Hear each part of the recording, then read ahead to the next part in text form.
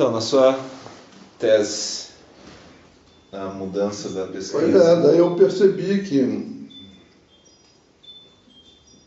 havia muitos artigos de língua inglesa sobre o Lacan que não estavam traduzidos em francês. E tudo se passava na França como se os lacanianos tivessem sido os únicos a se interessar por Schreber. Não havia tradução correta do Freud, do estudo do Freud sobre o Schreber na França. Havia uma tradução meio capenga da Marie Bonaparte e não havia ainda tradução do livro do Schreber. Então eu traduzi todos os artigos de língua inglesa, e isso foi minha tese doutoral. E publiquei saiu imediatamente publicado na Presse Universitaire de France, o caso Schreber, Contribuições Psicanalíticas de Língua Inglesa. Tá? Mas eu, nos meus estudos sobre o Schreber, tinha percebido que eles todos tratavam o Schreber como um mero psicótico. E o Schreber não era um mero psicótico. Não somente ele tinha sido presidente de tribunal, que supunha então um percurso, mas com tudo que vai acompanhando um presidente de tribunal. Ele era um homem extremamente culto. Ele era um presidente de um grêmio amical, uma associação de amizade franco-alemã. Era um cara que tinha lido Goethe muito, que tinha lido Byron muito, que adorava ópera, que tinha lido Eugênio Sue inteiramente, que conhecia Baudelaire, entendeu? Então, não era um louco qualquer, ele era um louco aliás, o Freud tem uma intuição disso, mas ele tem uma intuição do jeito que ele tem intuições, ele tem uma intuição do jeito puramente psicanalítico. Ele diz no final do estudo dele: a riqueza da sublimação deixa as ruínas das sublimações nos deixam imaginar o que foi a violência da supressão. Tá? Mas ele não se interessa pelas ruínas. No caso, ele que era tão interessado em ruínas, ele não se interessa por essas ruínas do Schreber. E, paralelamente, então, à minha tradução, eu ia estudando o que eram as ruínas do Schreber. E dá para descobrir muita coisa interessante, né?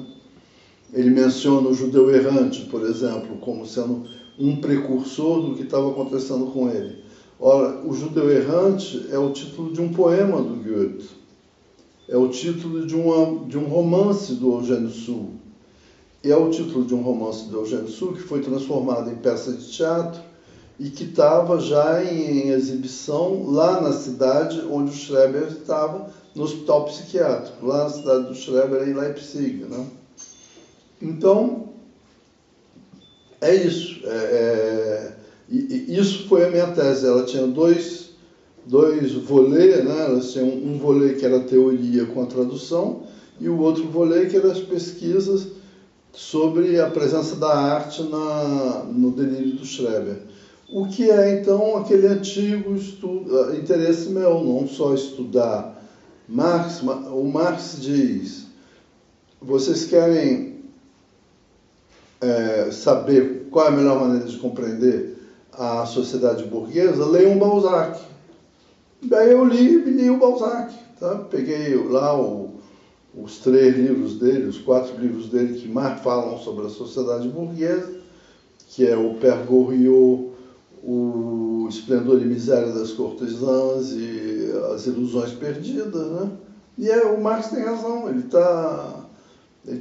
descreve como funciona a sociedade burguesa, com seus marginais, com a exceção. O Marx diz, para compreender o dinheiro, vocês têm que ler o Shakespeare. Daí eu ia e lia o Shakespeare. Então, Schreber diz, para compreender o meu delírio, tem que ler Goethe, Byron e Weber. Daí eu lia e lia Goethe, Byron e Werber. É uma postura metodológica de leitura que independe da época da minha vida, de estudo, né? Que independe da época. Veio muito cedo. Quando eu tinha 14 anos, eu tinha uma namorada que tinha 26, a Silvia Maconha. E ela me dizia: Luiz Eduardo, você lê muita poesia, mas é importante para compreender uma poesia você situar o poeta, você saber em que mundo ele está escrevendo, a respeito de que ele está escrevendo, quais os outros poetas que estão intervindo na poesia dele, tudo isso. Então eu fazia isso. Eu fui formado nesse banho, né? Quando eu avancei nos meus estudos sobre o Freud, me parecia evidente que o Freud obedecia a uma tradição filosófica.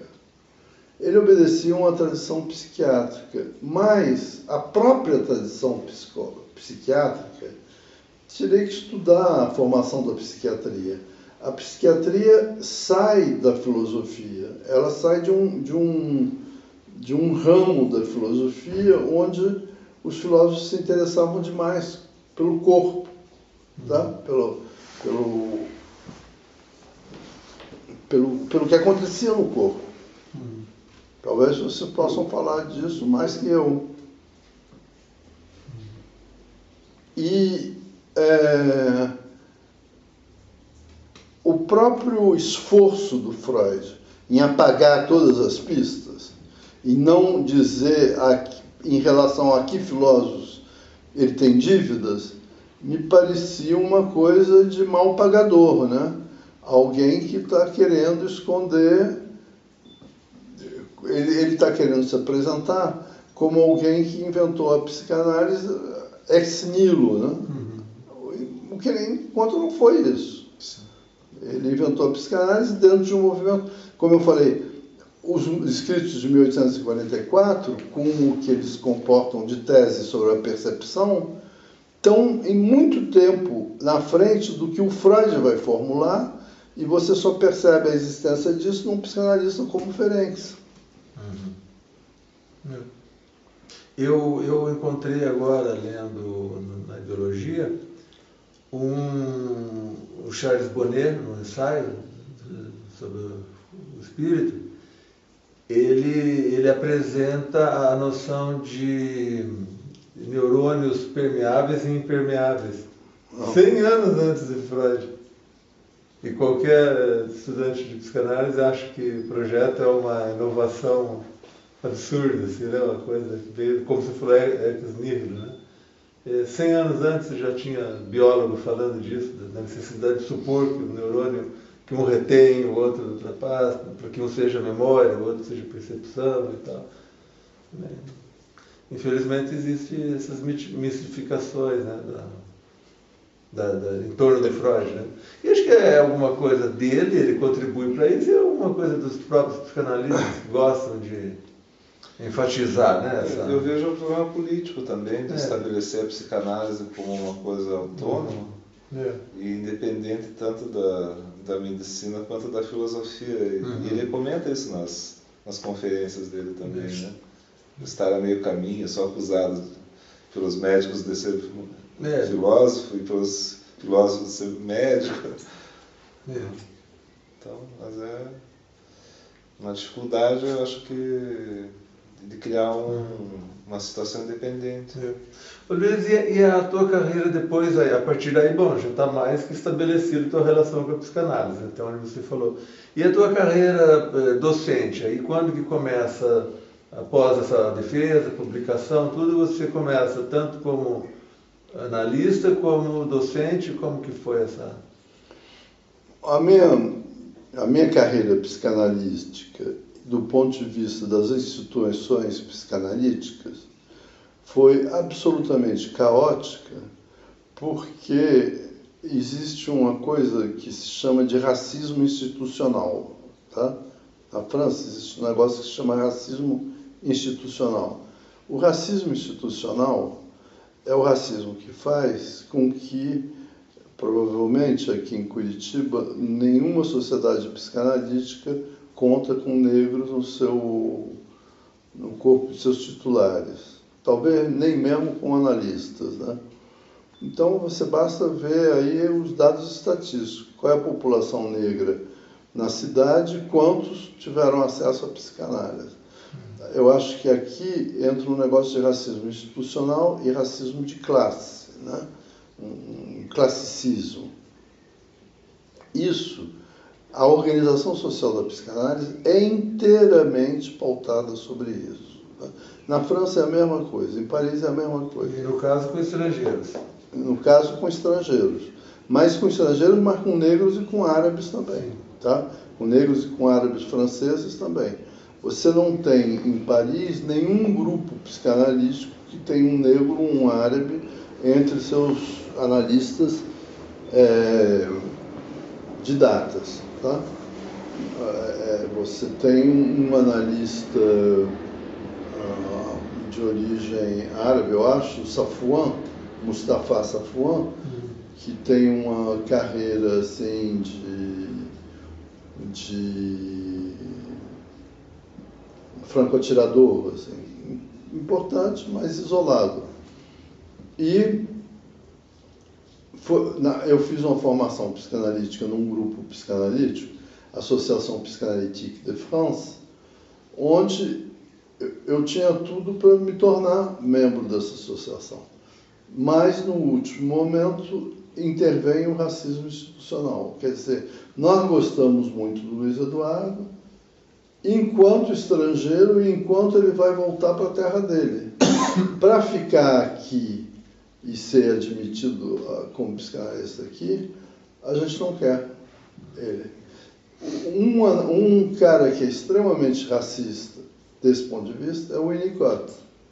O Winnicott diz isso a respeito, nas cartas dele, ele diz, tal analista indiano seria um candidato excelente no país dele, não aqui. Eu posso fazer tudo para ele se tornar analista, no país dele, mas não aqui. No racismo institucional, apesar de ser com essa manifestação e essas consequências negativas, eu acho que eles admitem alguma coisa, quer dizer, que a possibilidade do exercício da psicanálise está implícita na tua participação numa cultura. Tá?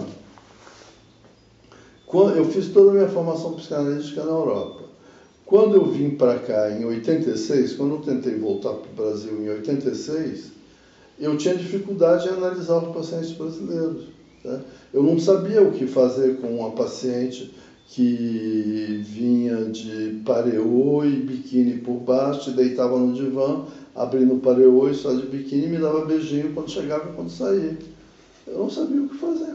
Era uma coisa inédita para mim. Eu não sabia se eu devia interpretar, se... Tá? A presença da sexualidade na análise, a presença da intimidade pessoal do paciente com o analista, era uma coisa que eu não estava pronto, eu não estava preparado a metabolizar. Paciente que tentava dar a volta na situação analítica para estabelecer um outro tipo de relação, eu não sabia se era paciente, porque na França isso seria psicótico para mim, tá? É um paciente borderline, é um paciente psicótico. Aqui me parecia ser a norma.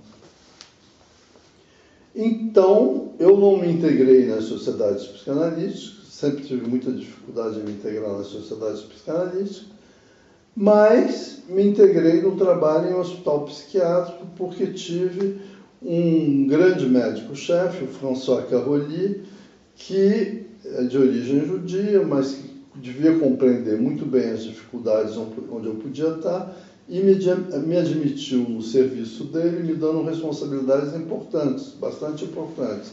Eu era o coordenador de 140 psicólogos, todos de orientação analítica, tá? E cada um de uma tendência analítica. Então era um trabalho diplomático, era um trabalho de circulação de ideias, era um trabalho que deu lugar a um seminário. A gente criou um seminário psicanalítico de Santana, que tinha que chegou a organizar 2 ou 3 reuniões anuais, mas foi minado pelos lacanianos e tudo. E depois, como eu escrevia demais, os universitários me chamaram para apresentar uma habilitação a dirigir de recherche. Eu não sei se isso existe aqui no Brasil. É uma tese suprema que você apresenta, levando em consideração todos os seus trabalhos anteriores. Tá? Eu trabalhei 35 anos em hospital psiquiátrico, eu publicava muito, eu publiquei alguns livros. Depois do Schreber, eu publiquei 2 livros em inglês sobre o Schreber. Né? Depois do Schreber, eu traduzi As Controvérsias entre Ana Freud e Melanie Klein, o que me dava uma visão assim absoluta de como funciona a sociedade psicanalítica e os conflitos dentro da sociedade psicanalítica. E ocupei durante 10 anos esse cargo nessa universidade, sempre escrevendo. Daí me propuseram, já que você gosta tanto de escrever, por que você não sai do hospital para ir para a universidade? Daí eu pensei que isso era uma boa ideia. Fiz a habilitação de dirigir pesquisa, ela foi admitida, então foi um caso único de alguém que não tem uma carreira universitária e que passa imediatamente de uma carreira anterior ao posto de professor. Né? A carreira universitária supõe você entrar, ser sapatinho, começar a ser maître de conférence, ser à terre, né? Depois maître de conférence, depois professor. Eu não tive nada disso, eu entrei logo como professor. Mas eu trabalhava em Paris, num hospital universitário. O meu interesse, o interesse de todo mundo, eu acho que o interesse da coletividade universitária teria sido não que eu fosse professor, mas que eu fosse habilitado a dirigir pesquisa e guardar o meu posto, o meu cargo no hospital, o que me permitiria receber muitos e muitos estagiários, tá? E colaborar com o Paris 7 nesse nível. Mas teve uma influência de uma mulher nefasta, e aí é um outro aspecto do racismo institucional e de classe. Tá? A Sophie de Mijolat-Mellor queria que eu fosse professor titular. E para isso, ela insistiu demais para que eu saísse do hospital e fosse ser professor em Brest. Eu estou dizendo que é uma figura do racismo institucional porque quer dizer o seguinte, não tem um provérbio aqui, o ótimo é inimigo do bom? Não se diz? Em francês se diz, o melhor é o inimigo do bom? Teria sido muito bom eu ser responsável hospitalar, habilitado a dirigir pesquisa, porque me permitiria receber os estagiários. Mas como professor numa cidade distante que eu não conhecia, o que era o melhor, né? Eu estava no meio de conflitos os quais eu não tinha a menor noção que nem pudessem se agravar, nem fossem poder degenerar, tá? Tinha um outro tipo de racismo que o Bertolt Brecht fala, que é o racismo dos exilados entre si, né? Porque tinha um árabe marroquino, um árabe tunisiano e uma venezuelana. Pô, aquilo era um saco de gato, tá? E todos métodos de conferência, não professores. Então virou uma brigalhada com relentos ideológicos e lacanismo ou não lacanismo. Eu sei que a universidade foi um inferno. Tá? Essa do interior, da Brest? Essa, de Brest, é. Foi um inferno e teve um rapaz brasileiro lá da USP, o Nelson da Silva Coelho, lá, que é professor na reabilitação. Não é o Nelson Coelho, que é muito amigo. Sim. Nelson Coelho, marido da Patrícia, é muito amigo. Mas tem um outro, o Nelson da Silva Coelho, que não é professor no departamento de psicologia, que é professor da reabilitação, que entrou na briga, participou da briga, acabou botando no conselho de redação da revista dele lá, um pessoal incompetente, que nunca escreveu nada, que não escreve nada, enfim, foi uma zona. Acabou que essa minha experiência universitária lá se me permitiu receber muito estudante brasileiro, mas isso eu teria podido também no hospital, não trouxe nenhum aprofundamento para os meus estudos, tá? A não ser que eu me isolei e me dediquei mais ao que eu queria, que era ler, fazer essa história, começar a preparar essa história da marginal da psicanálise. Então já vem de longe. Sim, vem de longe, está sendo preparada na prática há uns 10 anos, né? 10 anos o tempo que durou essa minha estadia em Brest. Vai ser completada, espero crer, aqui em Curitiba. E aí a Paris 7 aparece como? Porque a princípio o primeiro contato foi lá. Foi Brest, mas acontece que daí a briga era tanta que não tinha mais laboratório de pesquisa em Brest. E todo professor é obrigado a se afiliar a um laboratório de pesquisa. Então, me afiliei ao laboratório de pesquisa de Paris 7. Tá? Mas, como o pessoal de Paris 7 tinha se tornado muito lacaniano, a minha filiação era mais formal e administrativa do que integrada. Tá? Por exemplo, eu mandava os livros que eu publicava para o Paris 7, mas eles não davam nenhuma difusão, tá? Ou não me convidavam para participar nos eventos lá. Daí eu fiquei um participante, um professor pesquisador marginalizado lá. E a gente está falando de que ano, mais ou menos? Hein? A gente está falando de que ano isso? Isso foi... Olha, eu fui para Brest em 2005 e fiquei lá até 2015.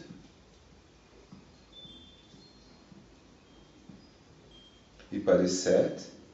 Não, daí o laboratório de Brest acabou logo em 2007 e então eu me liguei ao laboratório de psicanálise, de pesquisa psicanalítica de Paris 7, graças ao Alain Vanier, que sempre foi muito acolhedor e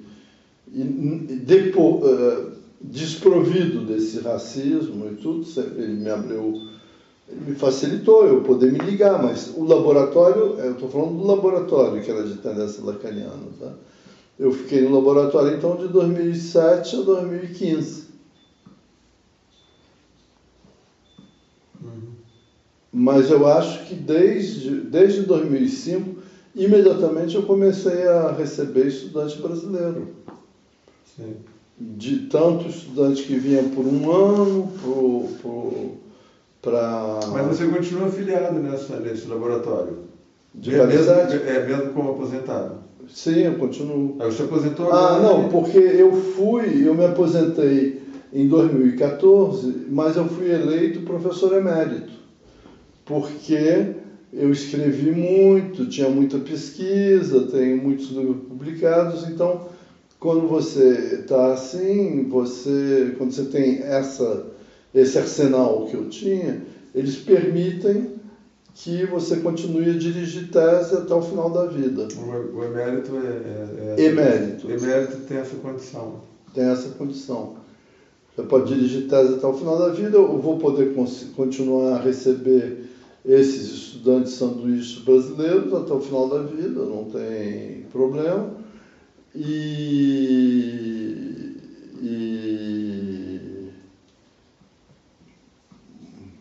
é essa a configuração.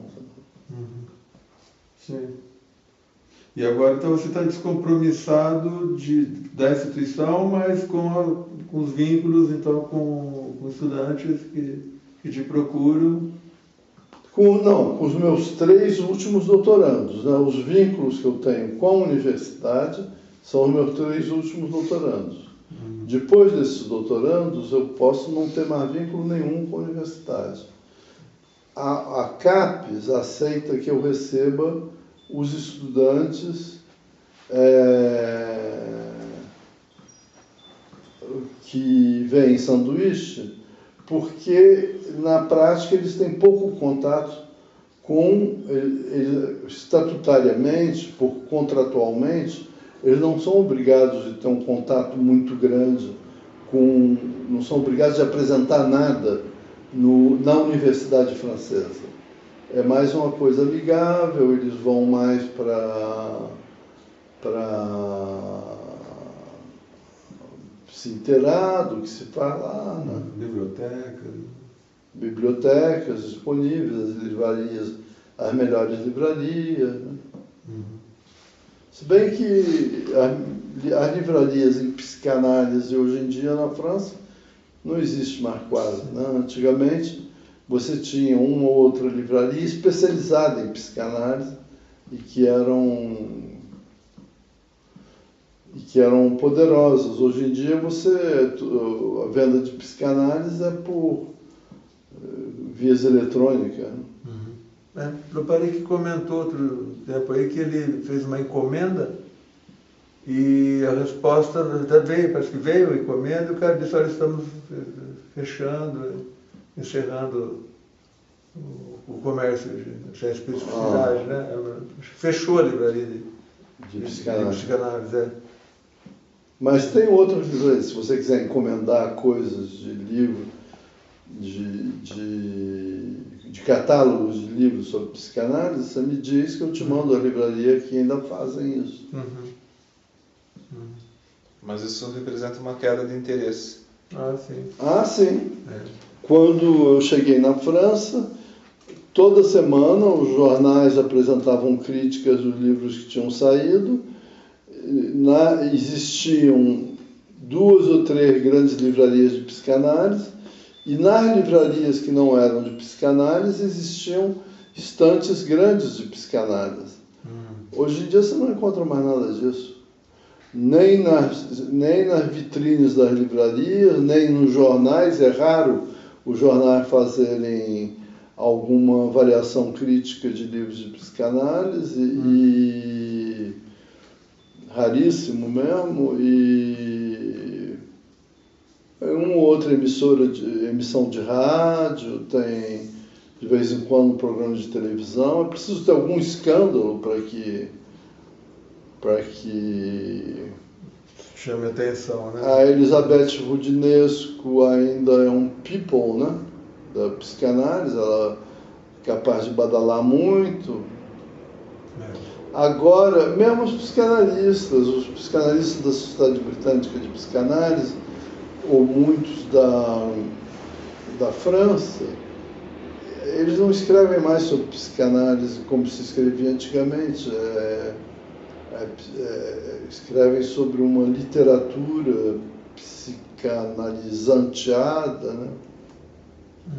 Então, já que você está falando disso, eu gostaria de colocar assim, uma impressão e perguntar a sua avaliação sobre isso.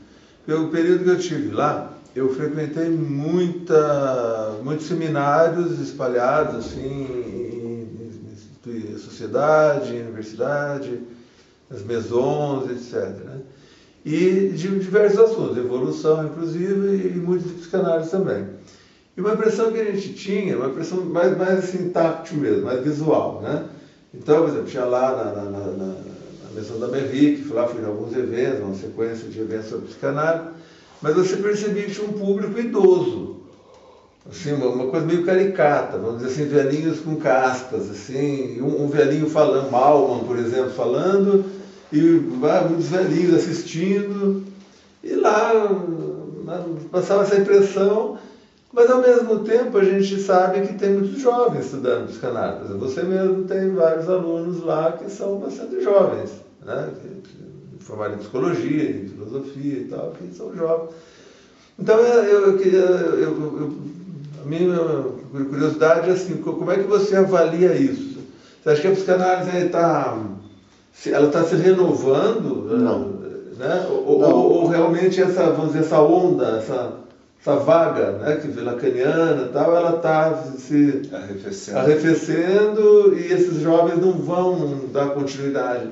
Porque, por exemplo, você já reparou uma coisa, você teve nos GTs, o GT de psicanálise, assim, ele foi forte 15 anos atrás por uma geração de professores. E depois os nossos alunos não assumiram. Tem alunos jovens fazendo, nossos alunos são jovens fazendo pesquisa em psicanálise, mas eles não assumiram esses lugares. Você não tem os coordenadores do GT até hoje são os mesmos fundadores. Não veio um aluno nosso que diz, não, agora é com a gente, não virou uma nova geração. Então essa ideia de uma onda, né, que ela veio, ela foi forte, eu acho que no Brasil também foi, mas parece que ela está assim, não está sendo renovada. Eu não sei se você vê isso lá também. Claro. Onde você vê jovem foi nas faculdades, onde teve um movimento forte e ainda tem estudantes, mas 80% dos estudantes em doutorado em Paris 7 hoje são estudantes estrangeiros. Quer dizer que são estudantes do mundo inteiro que vêm para... Sem eles, Paris 7 não existe. O estudo doutoral em psicanálise em Paris 7 não existe. Então, são estudantes pagando. O Freud, o pessoal fica muito espantado com a teoria do Freud. O Freud criou um outro negócio, que não é uma teoria, mas que se juntou à teoria, que no século XX é muito impressionante. Freud criou uma profissão. Tá? Existem estudos sobre a criação das profissões. Então, veja bem, quando na época do Kant há uma separação entre filosofia e medicina, está se criando uma profissão, medicina, tá? Com as suas armas particulares, com sua disciplina particular, com o seu objeto particular, vai se criando a medicina.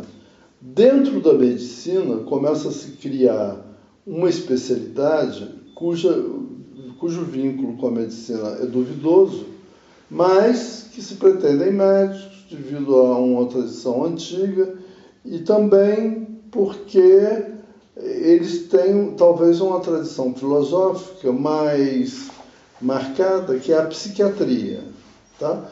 com as suas divisões, neuropsiquiatria,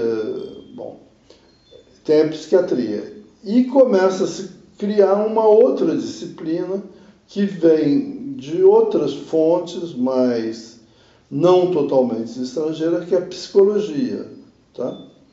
Entre a neuropsicologia e a neuropsiquiatria não tem nenhuma diferença, só que uns estão preferindo ir medir os nervos e os outros estão preferindo ir ver as consequências sobre os nervos, das ideias, mas está lá o mundo trabalhando no laboratório e o outro médico trabalhando à proximidade. No final do século XIX, no começo do século XX, já ficou evidente que a psiquiatria não vai resolver o problema. Tá? Há uma vaga, assim, de criação da psiquiatria e há uma vaga da criação da psicologia.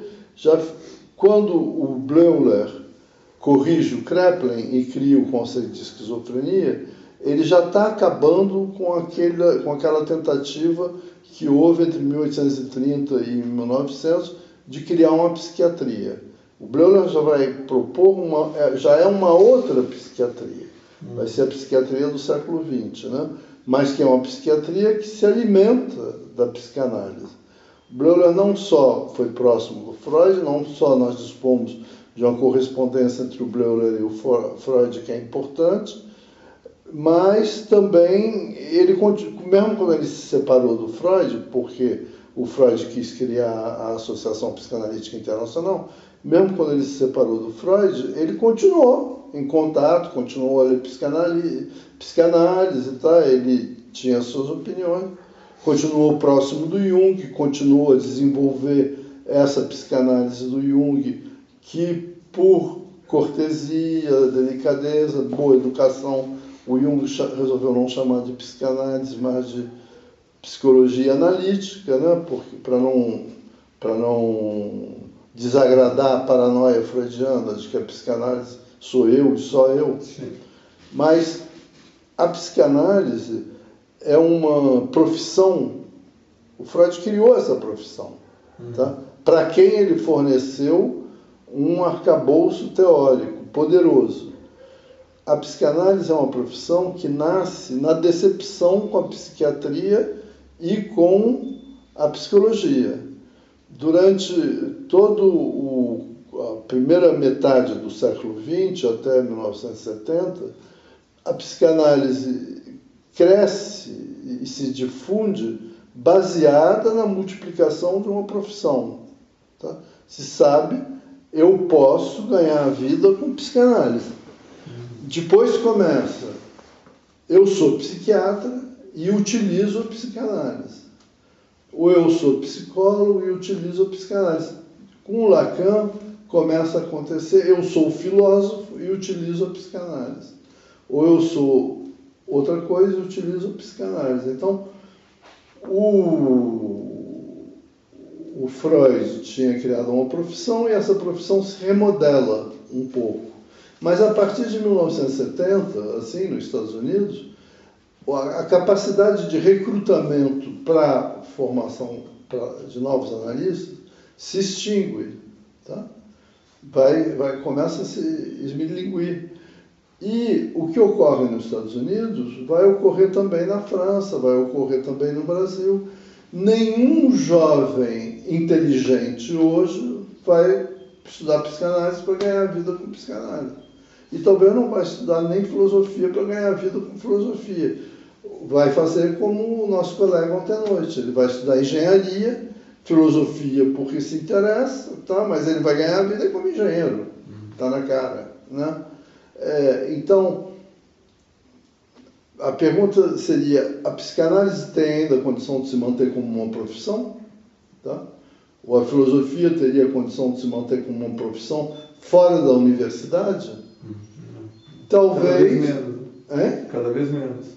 Ou talvez, não sei, vai ter que voltar aquele negócio de como é que o Platão e o Aristóteles ganhavam a vida. Tá? Dando aula particular, estando a serviço de um rico poderoso que se interessa por isso. Né? Mas você não estava me dizendo que, ou você ou o Erickson, que os irmãos maristas vão desaparecendo? Então, na nossa sociedade que vai avançando, tudo que esteja baseado apenas no espírito, entre aspas, vai desaparecendo. Quando o meu filho nasceu, ele tinha um padrinho, eu perguntei para o padrinho, o que será melhor para ele fazer para ganhar a vida? Ele dizia, ele tem que aprender alguma coisa técnica, ele tem que saber alguma coisa técnica. Tá bom, música técnica, infelizmente ele não aprendeu a grande música, não virou uma orquestra sinfônica, mas aprendeu uma técnica.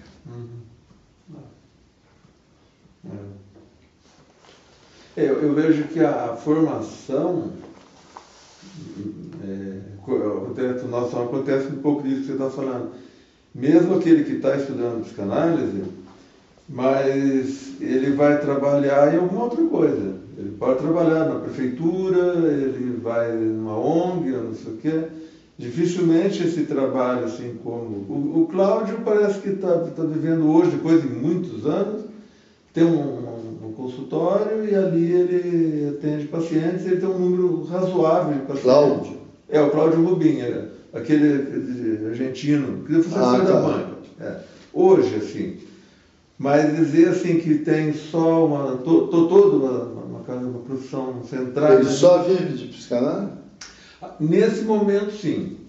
Mas, em geral, os outros não.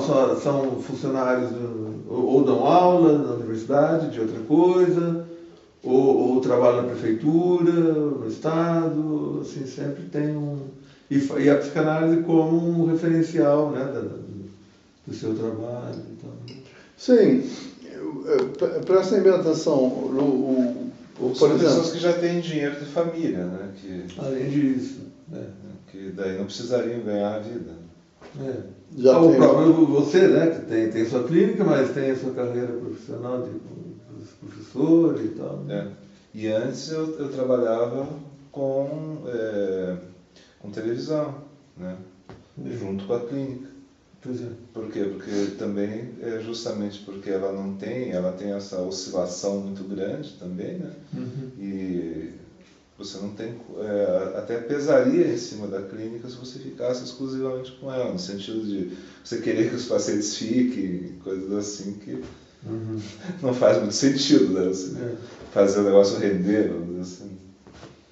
Então é uma situação complexa. Mas a perspectiva, assim, como você vê a projeção disso? Você acha que esses jovens, embora dispersos, né, como você falou, mas são muitos ainda, né? No mundo, né? Concentrados em Paris. Isso, então já com essa nova característica, quer dizer, já tem o lado profissional deles, já tem uma característica distinta da que o Freud e seu grupo tiveram. E como você vê a projeção disso no futuro? Você acha que... O que eles vão passar para frente? Quer dizer, como é que vai ser a transmissão deles? Escuta, lá nos Estados Unidos, eles fazem projeções das profissões do futuro, né? E, por exemplo, uma das profissões que eles acham que vai ter muito sucesso é a profissão de mediador conjugal, de conselheiro conjugal. Porque quanto mais a família se revela artificial, ou quanto mais a família vai ficando artificial na sociedade capitalista avançada, mas precisa... Escuta, hoje em dia tem curso de maternidade, tem curso para aprender para ensinar mães como serem mães. Por quê? Porque antigamente elas aprendiam com a própria mãe, com a própria mãe, com a mãe do pai, com as tias, com as avós. O grupo de mães vivia junto. Hoje em dia não tem mais isso, então tem que ter alguém que vai ensinar alguma coisa. E eu acho que, por exemplo, o pensamento do Aristóteles, o Aristóteles desapareceu, as teorias dele desapareceram, mas as bases de raciocínio que ele desenvolveu existem até hoje. Não desapareceu o Aristóteles, a gente fala. Se você chegar e falar, lá no Rio de Janeiro, nas barcas, eu vi um mendigo com uma camisa, uma camiseta impressa Freud. Daí eu fui falar com o cara, perguntei para ele, você sabe quem é esse cara que está na camiseta aí, que você está usando? Ele disse, claro que eu sei. É um sonhador como eu, pô. Como eu. Como eu. Se ocupou muito dos sonhos. Eu falei, tá aí, muito bem. Dei uma gorjeta boa para ele, dei uma esmola boa para ele. Continua, tá? O Freud criou um negócio, talvez não vá continuar tanto quanto Aristóteles, porque ele não ocupou a posição que Aristóteles ocupou. Mas ocupou, ele correspondeu a uma revolução no pensamento, né? Que veio resolver uma série de... Então, mas quando essa nova era, né, essa nova geração ela demanda diferente, né? E por motivos diferentes. Então, por exemplo, eu fui num congresso um tempo atrás em Bauru, e lá, depois quando fui terminar a minha conferência, encontro um rapaz que fez, quando eu fiz doutorado, ele também fazia. Então, o sobrenome dele é Marighella e tal. Eu falei, nos encontramos, como vai? Eu falei, mas você sumiu, não te vi mais. E ele tinha organizado livros junto com os Osmir e tal. Ele falou, olha, eu abandonei a carreira universitária porque a clínica está muito boa. Está indo muito bem a clínica, assim, eu não venço atender, e eu tenho preferência pela clínica. Aí, mas o que está acontecendo? Por que você acha? Assim, funcionou o que está acontecendo isso, né? Ele falou, olha, a impressão que eu tenho é assim, ele disse assim, eu tenho pacientes que são pacientes Viagra, por exemplo, ele falou. Ele falou, aqueles que achavam que tinham resolvido todos os seus problemas com as neurociências, com a farmácia, por exemplo. Lá o depressivo, o excitado, não sei o quê, o impotente. Ele falou, agora o que eu mais recebo é gente que já passou por tudo isso, que já experimentou, que até teve soluções, não tá, mas ele quer falar. Ele está sentindo falta de sentar, não é mais, continua. Muita gente cansada de tomar medicamento. Isso, ele vai ainda na farmácia, compra aquilo e tal, mas aí ele falou, eu quero falar de mim, quero falar meu sonho, quero falar não sei o que e tal. Ele falou, então eu tenho hoje, aqui por exemplo, não tem mais problema de relação sexual, porque eu tomo medicamento, eu vou lá, compro, mas eu quero falar de sexualidade, quero falar da minha vida pessoal, então volta a procurar. Agora, me parece isso, é um outro momento, né? Mas de que cidade é? Ele mora, ele tem a clínica em Piracicaba, que é uma cidade de porte médio para grande, assim, vizinha a Campinas. Ele estudava em Campinas, né? E ele já morava nessa cidade. E lá tem grandes universidades também. E ele falando dessa clínica que se reativa, dessa vez com esse tipo de público. Numa cidade de porte médio. É uma cidade, digamos assim, sei lá, uma cidade de seus 400 mil habitantes, uma coisa assim, uma cidade média. Então você vê que é outro tipo de demanda, né? Não, mas eu acho que assim vai ter bolsões de resistência, tá? Em lugares, pode ser que em lugares onde não houve muita, onde a psicanálise não estava presente antes, ela pode chegar e atrair um público. Se tornar interessante durante um período de tempo. Então, e aí isso entra nessa questão que a gente falou também lá na aula. Quer dizer, o que ela é agora? Né? Então não é mais, já teve a fase de remover sintoma, a fase de autoconhecimento, agora uma fase de atenção, porque o que ele fala me parece que tem muito de atenção, o sujeito que quer manifestar uma certa, quer alguém para conversar, quer falar de si, né? Quem se entendeu um pouco melhor, mas não tem um grande problema, talvez, né? É uma outra função, parece que a psicanálise, né, por esse roteiro, parece que ela pode oferecer, né? Como você falou, esse cuidador de idosos, por exemplo, né? o mediador conjugal, alguma coisa assim. Né? Eu acho isso, quer dizer, o fato talvez ele ter muitos pacientes, mas ele tenha lá uma posição e tal, mas não é tanto isso que chama atenção, né? Pode ter mais mesmo, mas chama atenção essa nova exigência, né? O cara buscar uma psicanálise por esse motivo agora, né? Eu já resolvi na farmácia o meu problema, eu já não estou mais depressivo, mas eu quero falar da minha infância, porque eu não tenho oportunidade às vezes, né? Então, sei.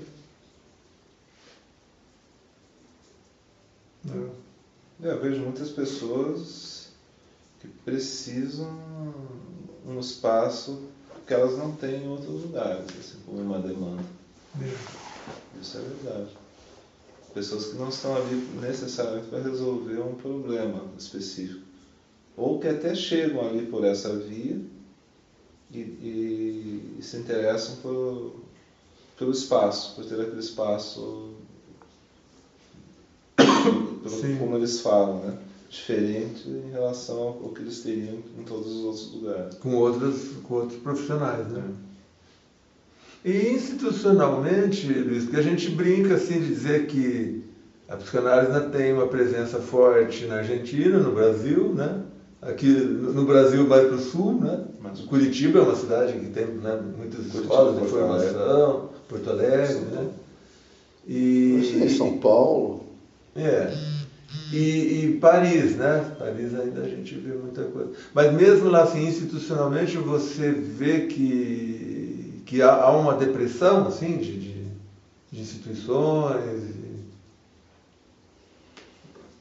de há uma eventos. confusão, né? Por exemplo, quando você lê a literatura psicanalítica atual, francesa, ela se fecha cada vez mais numa linguagem esotérica,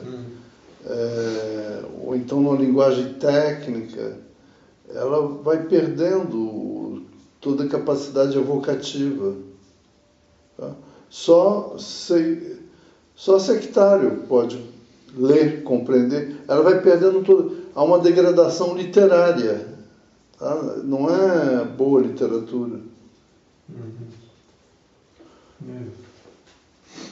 Isso é bastante grave no sentido que acaba não tendo comunicação. Perde o diálogo com a sociedade. Eu tive um problema lá, fiquei com tempo livre e fiz uma coisa que era uma dívida antiga minha.